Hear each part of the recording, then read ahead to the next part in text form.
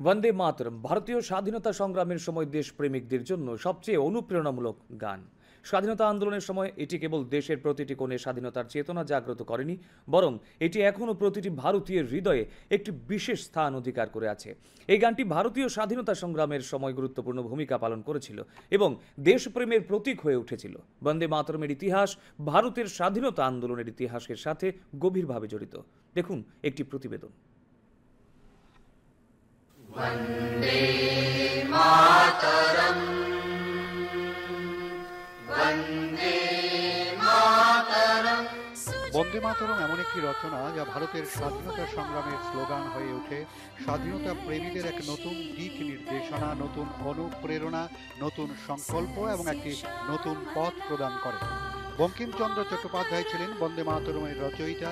এই রচনাটি স্বাধীনতা আন্দোলনে অন্তর্ভুক্তির মাধ্যমে অমর হয়ে ওঠে এবং পরে দেশের জাতীয় সঙ্গীতে পরিণত হয়। বাংলা সাহিত্যের সম্রাট হিসেবে পরিচিত বঙ্কিমচন্দ্র চট্টোপাধ্যায় ছিলেন একজন বিখ্যাত লেখক, কবি এবং সাংবাদিক। 26শে জুন 1838 সাল উত্তর 24 পরগনার নৈহাটির কাঁথাপুরা গ্রামে জন্মগ্রহণ করেন বঙ্কিমচন্দ্র চট্টোপাধ্যায়।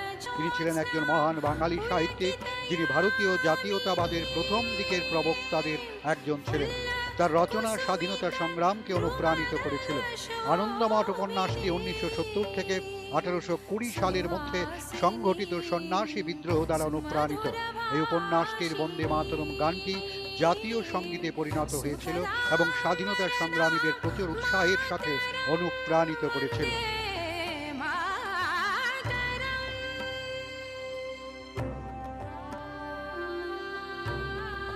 স্বাধীনতা সংগ্রামের সময় বন্দে মাতরম কেবল একটি গান ছিল না, বরং দেশপ্রেমের প্রতীক এবং জাতীয় জাগরণের জন্য একটি জনপ্রিয় স্লোগান ছিল।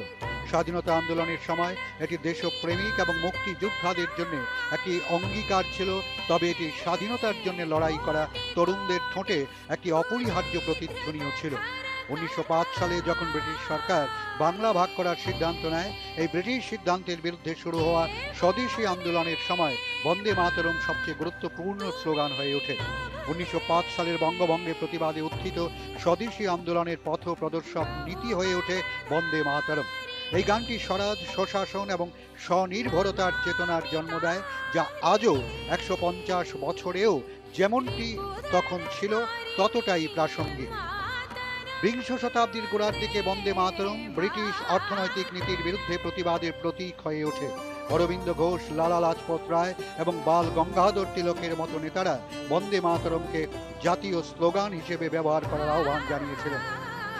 স্বাধীনতা সংগ্রামের সময় বন্দে মাতরম প্রতিটি আন্দোলন এবং সত্যাগ্রহের কেন্দ্রীয় সঙ্গীত হয়ে ওঠে। কংগ্রেসের অধিবেশনে, বিপ্লবী গোপন সমিতি এবং বিক্ষোভে এটি প্রধানত গাওয়া হতো।